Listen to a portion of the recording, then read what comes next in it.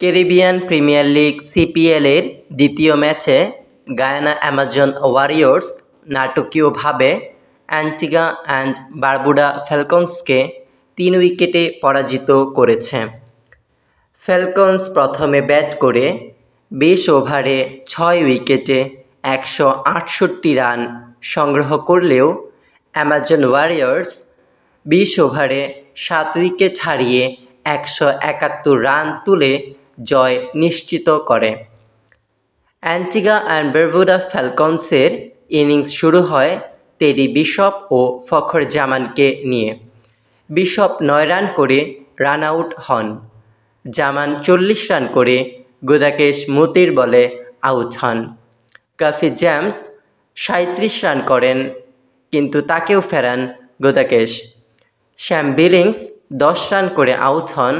Andrew করেন 10 এবং তিনিও গুদাকেশ মুদির শিকার হন। ইমাদ 40 এবং ফ্যাবিয়ান অ্যালেন 11 রান করে অপরাজিত ছিলেন।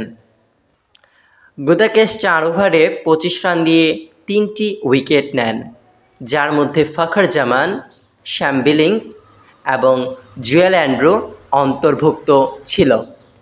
ডুয়ান প্রেটোরিয়াস 4 ওভারে 33 রান দিয়ে 1 উইকেট নেন। শামার জোসেফ ও রোমারিও শেফার্ড 3 ওভারে যথাক্রমে 13 করে রান দেন।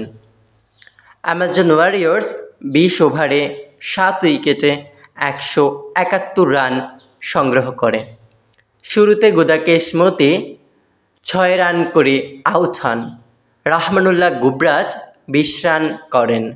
শাইহুব করেন 41 রান। শিমরন হ্যাটমায়ার আউট হওয়ার আগে করতে পারেন 19 রান। আজম খান করেন 9 রান। কিমু পল 10 রান করে আউট হন এবং রোমারিও শেফার্ড করেন 32 রান।